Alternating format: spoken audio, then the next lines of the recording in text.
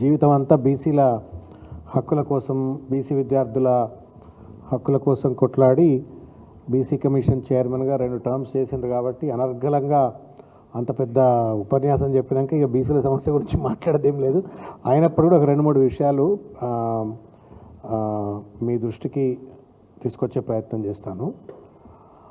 ఒకటి, మనం మాట్లాడుతున్నటువంటి సమస్య ఒక పార్టీ ప్రతినిధిగా పార్టీ వేదిక నుంచి మాట్లాడినప్పటికి కూడా అది మీది కూడా. ఎందుకంటే ఇందులో సగం 30 మంది 100% బీసీలు, ఎస్సీలు, ఎస్టీలు, అణగదొక్కబడ్డ వర్గాలే ఉంటారు కాబట్టి ఇది మన సమస్య. మీ యజమాన్యాలు ఎవరైనా కావచ్చు, కానీ మీరు మాత్రం కొంచెం దయచేసి మంచిగా రాయిరి, లేకపోతే టీవీలలో కూడా మంచిగా స్టోరీలు చేసి చూపెట్టాలని చెప్పని కోరుతున్నాను. ఎందుకంటే ఏ రకంగా ఈ ప్రభుత్వం మనని వంచనకు గురి చేస్తుంది, మోసానికి గురి చేస్తుంది అనడానికి స్పష్టంగా ఈ 42% reservation, how they play with our emotions, how they dodge, how they delay, how they scheme, ఎట్లా మోసం చేస్తుంది ఒక ఫ్యూడల్ మనస్తత్వంతో రేవంత్ రెడ్డి ప్రభుత్వం అనటానికి ఇది 42% రిజర్వేషన్ డ్రామా. ఇది 6 నెలల లోపు కాస్ట్ సెన్సస్ చేస్తా అని చెప్పిండు. 18 నెలలు అయిపోయింది, ఇప్పుడు 20 నెలలు అయిపోయింది. ఆ కాస్ట్ సెన్సస్ చేసిండ్రు, చేసిన రిపోర్ట్ని ఇంతవరకు కూడా బయట పెట్టినటువంటి ఒక దాఖలాలు లేవు. వెనకటికి ఒక సామెత ఉంటుంది, పట్టి పంగనామాలు పెడితే గోడసాటుకు పోయి తుడుచుకుంటాడని. నాకు రేవంత్ రెడ్డి గారు పరిస్థితి చూస్తే అట్లే అనిపిస్తుంది. ఢిల్లీలో రాహుల్ గాంధీ ఏమో పొద్దున్న లేస్తే రాజ్యాంగం పట్టుకొని సామాజిక న్యాయము, రిజర్వేషన్లు అవి ఇవని ఆయన అంటూ ఉంటాడు. ఆయన మంత్రులు, ముఖ్యమంత్రులు కూడా గట్లే మాట్లాడాలని చెప్పని ఆయన పంగనామాలు పెడతట్టున్నాడు. హైదరాబాద్కి రాగానే లేదా రాహుల్ గాంధీ అటు పోగానే తూడు చేసుకుంటున్నట్టున్నాడు. అందుకే ఈ యొక్క మొత్తం వ్యవహారం పైన ఒక బూటకపు రీతిలో ప్రభుత్వం పనిచేస్తూ ఉంది. ఎందుకు ఈ మాట అనాల్సి వస్తుంది అంటే, 17వ తారీఖు నాడు, మార్చి 17వ తారీఖు నాడు బిల్స్ పాస్ అయినాయి. Bill number 3 and bill number 4 17వ తారీఖు నాడు. I assume that within 2-3 days of time governor దగ్గరికి పోయినాయి ఆ బిల్స్. గవర్నర్ నుండి I'm sure within about a day or so president of India దగ్గరికి పోయినాయి. 29 మార్చి తారీఖు నాడు జంతర్ మంతర్ దగ్గర దీక్ష చేసిండు. ఢిల్లీకి ఏపీ ఎక్స్ప్రెస్ పట్టుకొని అందరినీ ఫ్లైట్లు పట్టుకొని డ్రామా చేసిండు. అది కూడా నేషనల్ ధర్నా అని చెప్పిండు. National leader of the opposition Rahul Gandhi పాల్గొనలేదు. ఏ జాతీయ స్థాయిలో ఉన్న ఏ రాజకీయ పార్టీ నాయకుడు కూడా దాంట్లో పాల్గొనలేదు. ఎందుకు అంటే రేవంత్ రెడ్డిలో చిత్తశుద్ధి లేదు అని చెప్పని రాహుల్ గాంధీతో సహా అక్కడ ఉన్నటువంటి ఒక్క కేంద్ర స్థాయిలో ఉన్న నాయకులు ఎవరు కూడా తిరస్కరించిండ్రు, ఆ ధర్నాలో పార్టిసిపేట్ కాలేదు. నేను సూటిగా అడుగుతా ఉన్నాను, దయచేసి మీడియా మిత్రులు మీరు కూడా అడగాలని చెప్పి నేను కోరుతా ఉన్నాను రేవంత్ రెడ్డి గారిని. ఇవాళ దీక్ష పేరు మీద 5, 6, 7 తారీఖు నాడు దీక్ష పేరు మీద మరొక్కసారి ఒక దగాకు పాల్పడాలని ప్రయత్నం చేస్తున్న రేవంత్ రెడ్డి గారు మార్చి 29 తర్వాత ఢిల్లీలోనూ దీక్ష చేసిన తర్వాత ఆ బిల్లుల గురించే కదా ఇప్పుడు పోతా అంటున్నాడు. Bills were passed on 17th March, were probably sent to president of India with in about couple of days. March పోయింది, ఏప్రిల్ పోయింది, మే పోయింది, జూన్ పోయింది, జూలై పోతుంది, ఆగస్ట్ 5, 6, 7 తనడు అది కూడా మళ్ళీ పోస్ట్పోన్ అని చెప్పని మాట్లాడుతూ ఉండు. గుడ్డి గుర్రం పండుదవుతుందా ఈ ప్రభుత్వం? You have a constitutional obligation. నీకు తెలుసు రాజ్యాంగం మీద అంత అవగాహన నీకు లేకపోయినా నీ పక్కనున్న చీఫ్ సెక్రటరీలు, ఎన్నికల కమిషన్ అధికారులు అయితే చెప్తారు కదా. వాళ్ళైతే సోయలేని వాళ్ళు కాదు కదా, చెప్పాల్సిన బాధ్యత అయితే వాళ్ళకు ఉంది కదా. హైకోర్టు చెప్పింది అని చెప్పని సెప్టెంబర్లోపు ఎన్నికలు జరపాలా అనేటువంటి ఒక ఆగమేఘాల మీద నువ్వు ఇవాళ దీక్షలు, డ్రామాలు చేస్తూ ఉన్నావు. ఈ 4 నెలలు రేవంత్ రెడ్డి గారు ఎక్కడ పడుకున్నారు? ఈ ప్రభుత్వం ఎందుకు మొద్దునిద్రపోయింది? నిజంగానే నీకు చిత్తశుద్ధి ఉన్నట్టయితే ఈ బిల్స్ పోయిన 15 రోజులకే ఢిల్లీలో అన్ని రాజకీయ పార్టీలను అఖిలపక్ష సమావేశం తీసుకెళ్ళి ఉండాల్సి ఉండే కదా. ఆల్ పార్టీ మీటింగ్ను హైదరాబాద్లో కండక్ట్ చేసి ఉండాల్సి ఉండే కదా. బీజేపీ 8 మంది పార్లమెంట్ సభ్యులు ఉన్నారు, తర్వాత కాంగ్రెస్కు 8 మంది పార్లమెంట్ సభ్యులు ఉన్నారు. బనకచర్ల లాంటి ఒక దోపిడీ ప్రాజెక్టు నువ్వు మద్దతు ఇస్తూ ఉన్నావు. దాని మీద అఖిలపక్ష సమావేశం, ఆల్ పార్లమెంట్ మెంబర్స్ మీటింగ్ పెట్టినప్పుడు ఈ యొక్క 2.5 కోట్ల మంది ప్రజలకు సంబంధించిన అత్యంత కీలకమైనటువంటి ఈ సమస్య పైన ఇదే పార్లమెంట్ సభ్యుల యొక్క సమావేశం ఎందుకు పెట్టలేదు? బికాజ్ ప్రెసిడెంట్ ఆఫ్ ఇండియా దగ్గర ఉన్నది, వాళ్ళు ఎంపీలు కాబట్టి వాళ్ళకి easy access president of India దగ్గర ఉండడానికి. ఎందుకు పెట్టలేదు అంటే చిత్తశుద్ధ లేని శివపూజ లేలరా అన్నట్టుగా ఆయన చిత్తశుద్ధి లేదు. ఒక ఫ్యూడల్ మనస్తత్వంతో పరిపాలన కొనసాగిస్తున్న రేవంత్ రెడ్డి గారికి బీసీలకు రిజర్వేషన్స్ ఇవ్వాలనే చిత్తశుద్ధి లేదు, డ్రామాలు ఆడుతూ ఉన్నాడు. నెంబర్ 1, నువ్వు ఇంతవరకు అఖిలపక్ష సమావేశం పెట్టలే, ఇంతవరకు ప్రధానమంత్రి దగ్గరికి ఆల్ పార్టీ డెలిగేషన్ తీసుకుపోలే, రాష్ట్రపతి దగ్గరికి ఆల్ పార్టీ డెలిగేషన్ తీసుకుపోలే, 5 నెలల పాటు డ్రామాలు చేసి మళ్ళీ కూడా ఇవాళ ఢిల్లీ నడివేదల మీద డ్రామా చేస్తా అని చెప్పని మాట్లాడుతూ ఉన్నావు. ఇవాళకి కూడా ఆన్గోయింగ్ పార్లమెంట్ సెషన్స్లో what kind of a legislative strategy that you are going to adopt to ensure that the BC bills are passed? 42% reservation రావాలంటే అది 9th షెడ్యూల్లో ఇన్కార్పొరేట్ చేస్తారా, లేకపోతే మొత్తానికి ఈ 2 బిల్లులు రాష్ట్రపతితో పాస్ చేయించే విధంగా పార్లమెంట్ సాక్షిగా ఒత్తిడి పెడతారా? అసలు పార్లమెంట్లో ఏం చేయబోతా ఉన్నా నీకైనా తెలుసా రేవంత్ రెడ్డి గారు? ఏం చేయాలనేటువంటి ఒక విషయాన్ని నీ పార్లమెంట్ సభ్యులతోటైనా చర్చ చేసినవా? Forget about your parliament members. నీ అభిషేక్ మను సింఘ్వి, అనుసంధానంగా పనిచేసే కపిల్ సిబల్, పెద్ద పెద్ద లీగల్ హ్యూమనరీస్, నీ కోట్ల కేసుల కొట్లాటకు పెద్ద పెద్ద అడ్వకేట్ల దగ్గర పోయి లీగల్ ఒపీనియన్ తీసుకుంటున్నావు. మరి 42% రిజర్వేషన్ సంబంధించిన దాని పట్ల why is that you're not taking legal opinion? I'm doubtful. AG గారు, సుదర్శన్ రెడ్డి గారు ఏమి ఇస్తున్నారో ఏం చెప్తున్నారో నాకైతే అర్థం కావట్లా. కనీసం ఢిల్లీలో ఉన్నటువంటి ఒక నీ పార్టీకి సంబంధించిన లీగల్ హ్యూమనరీస్ తోటైనా నువ్వేమైనా లీగల్ ఒపీనియన్ తీసుకున్నావా? తీసుకున్న దాఖలు అయితే లేవు, సత్య ప్రమాణంగా లేవు. ఏదో గుడ్డెట్టు చేలబడ్డట్టుగా పడిపోతూ ఇవాళ బీసీలను నయవంచనకు గురి చేస్తూ ఉన్నాడు. ఆఖరికి ఏం పట్టుకొస్తాడంటే, వాళ్ళకి నేను ఎంత ప్రయత్నం చేసినా, ఢిల్లీలో దీక్షలు చేసినా, అక్కడ డ్రామా చేసినా, ఇక్కడ డ్రామా చేసినా ఆ బిల్లులు పాస్ కావట్లేవు, ఆర్డినెన్స్ కొట్టివేయబడ్డది, కాబట్టి నీకు నేనేం చేసేది లేదు, నేను మాత్రం 42% రిజర్వేషన్ నా పార్టీలు ఇస్తా అని చెప్పి నువ్వు ఇచ్చేదేంటివా? బీఆర్ఎస్ పార్టీ ఆల్రెడీ 50% ఇచ్చింది. గతంలో స్థానిక సంస్థల్లో కేసీఆర్ గారు 50% రిజర్వేషన్లు ఇచ్చిండ్రు. అంటే డ్రామా మీద డ్రామాలు చేసి ఎన్నాళ్ళు వంచనకు గురి చేస్తావు మమ్మల్ని చెప్పు రేవంత్ రెడ్డి గారు. నిన్ను నమ్మి బీసీ డిక్లరేషన్ నమ్మి నీకు ఓట్లు వేసినాం, నిన్ను నమ్మి బీసీలు పాపం ఆబగా ఎదురు చూస్తూ ఉన్నారు. నేను అడుగుతా ఉన్నాను, మీరు మీడియా మిత్రులు కూడా దయచేసి ఆర్డినెన్స్ బిల్లులు పెండింగ్లో ఉండగానే రాజ్యాంగ నిబంధనలకు విరుద్ధంగా ఆర్డినెన్స్ పట్టుకొచ్చినాడు.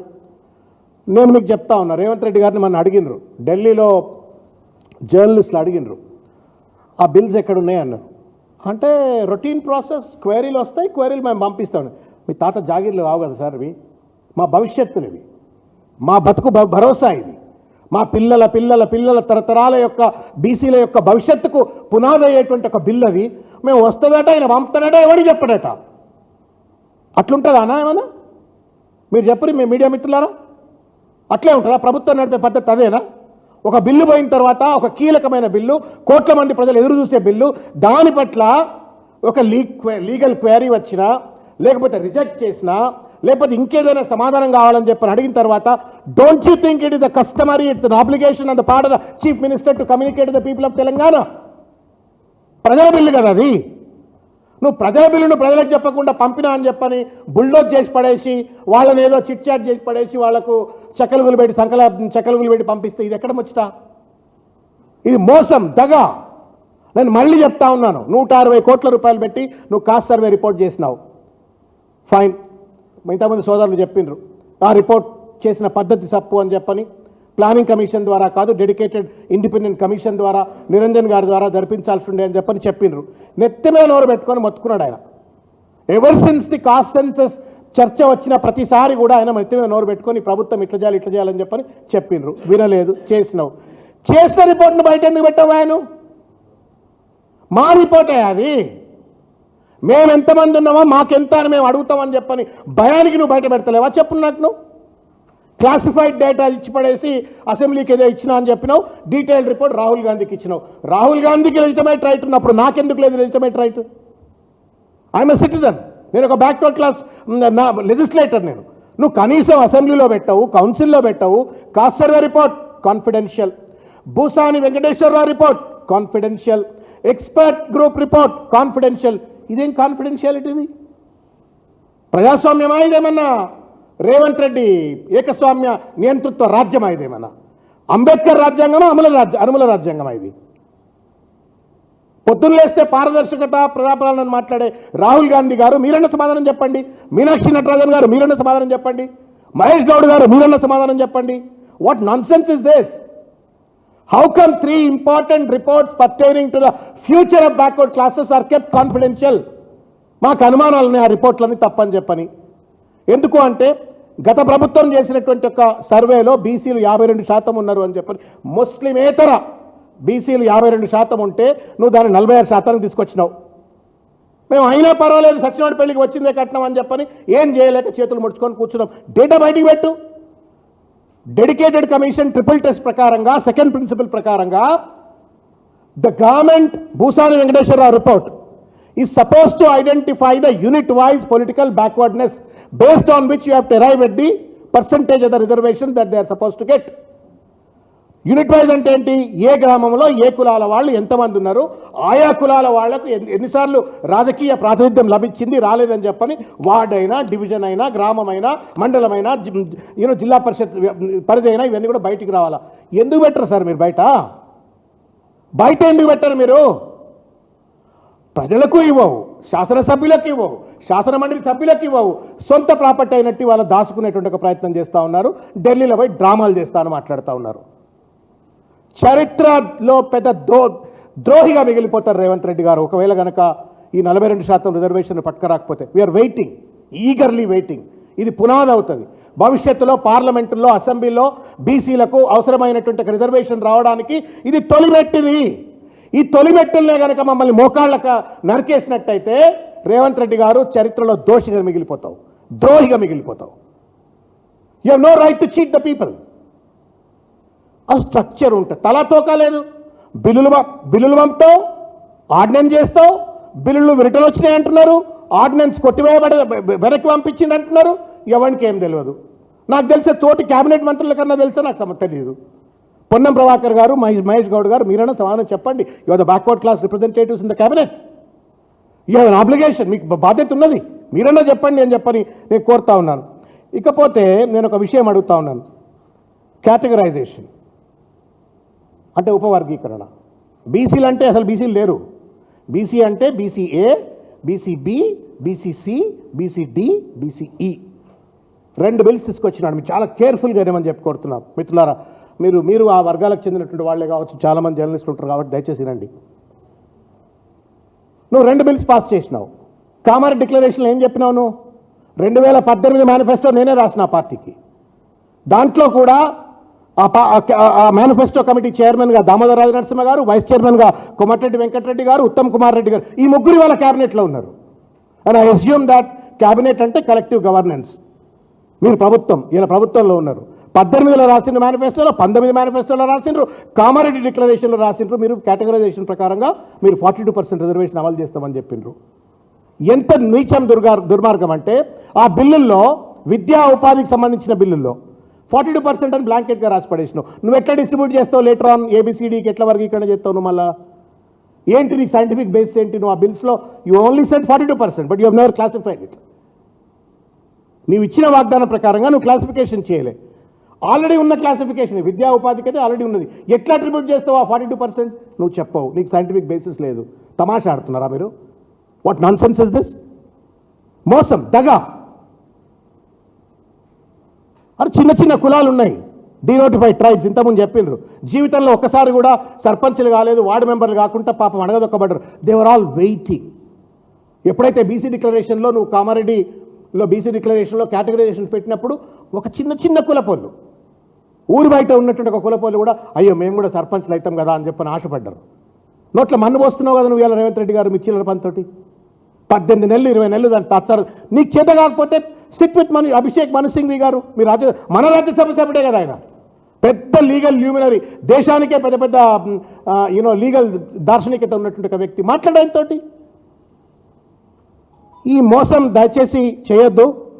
ఇంతకుముందు వారు చెప్పినట్టుగా నువ్వు కింద పడతావా మీద పడతావా మాకు తెలియదు. ఇక నువ్వు 42% రిజర్వేషన్ కనుక బీసీలకు చట్టబద్ధంతో ఎవడి బిచ్చం అవసరం లేదు. నువ్వు వాగ్దానం చేసినావు, అమలు చేయకపోతే ఒక్క క్షణం కూడా రేవంత్ రెడ్డికి ఆ ముఖ్యమంత్రి కుర్చీలో కూర్చునే నైతిక అర్హత ఉండదు. తస్మాత్ జాగ్రత్త. You are playing with the emotions of the backward classes. ఈ రకంగా ఎమోషన్స్తో ఆడొద్దు ఎవరు కూడా. రాజ్యాంగంలో బద్ధమైన కుర్చీలో కూర్చున్నప్పుడు ఒళ్ళు దగ్గర పెట్టుకోవాలా, రాజ్యాంగ నిబద్ధతతో పనిచేయాలా, కాన్సిక్వెన్షియల్ థింకింగ్ ఉండాలా, లీగల్ శాంటిటీ ఉండాలా. ఏమి లేకుండా ఇష్టం వచ్చిన డ్రామాలు ఆడుతీవి. మళ్ళీ నువ్వు 5-6 తారీఖున నేను ఢిల్లీకి పోతున్నా, అది కూడా మీరు చెప్పరన్నా. మీరు ఒక్కసారి ధర్మంగా ఆలోచించి చెప్పురి. నేను పోతున్నా, ఎవడొస్తాడో ఆడు రాండి అంటే పోతాడా అన్న? చెప్పరన్నా. నేను పోతున్నా, మీరు ఎవరు వస్తారో వాళ్ళు రారంటే వస్తారా అన్న? అది పద్ధతి అన్నది? ముఖ్యమంత్రి చేసే పనేనాది? నువ్వు 5-6 తారీఖు నాడు నిజంగానే కనుక చిత్తశుద్ధి ఉంటే ఏం చేస్తాడంటే, ఇక్కడ ఆల్ పార్టీ మీటింగ్ పెట్టి అందరు ఎంపీలను పిలిచి, ఎమ్మెల్యేలను పిలిచి, అందరి పెద్ద మనుషులందరినీ పిలిచి, చూడయా ఇగో ఢిల్లీకి ఇట్లా చేస్తుంది, ఇది పంచాయతీ ఉన్నది, మనం అందరం హైదరాబాద్ పోదాం, కలిసి కొట్ల. కేసీఆర్ గారు చేసిండు కదా. 32 రాజకీయ పార్టీల దగ్గర పోయి దండాలు పెట్టి వాళ్ళతోటి కాంగ్రెస్ పార్టీకి తెలంగాణ ఏర్పాటు కోసం సంతకాలు పట్టుకొచ్చి కాంగ్రెస్ పార్టీ ముఖం మీద పడేసిండు. అలా ఎందుకు? చిత్తశుద్ధి ఆయనకు. ఎక్కనోడిని రానిచ్చినోడిని దండం పెట్టి కడుపులో తలకాయ పెట్టి లీటర్లు పట్టుకొచ్చిండు. మరి నువ్వేం చేసినావు? Did you try for a national consensus? Did you try for an all party consensus? Did you call for an all party meeting? నేను పోతున్నా, మీరు రాండి అంటే కొత్త కదా ఉంటుంది కదా. పాలోని ఇంట్లో పెళ్లి పిలవకుండా ఆడు పెళ్లి చేసుకొని ఉట్టినే చెప్తే కూడా పోవు, ఎందుకంటే నన్ను పిలిచినావా అంటారు. పోవు, దగ్గరని కూడా పోవు.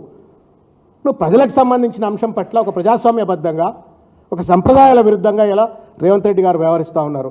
నువ్వు తేకపోతే మాత్రం ముఖ్యమంత్రి కుర్చీలో ఉండే అర్హత ఉండదు అనే ఒక విషయాన్ని మరొకసారి నేను గుర్తు చేస్తూ, ఇప్పటికైనా బాధ్యతగా వ్యవహరించండి. What is the best that's possible, let's do it together. All party meeting పిలవండి. మీ సొంత వ్యవహారం కాదు, మన భవిష్యత్తుకు సంబంధించిన వ్యవహారం ఇది. Thank you. ఇంకొక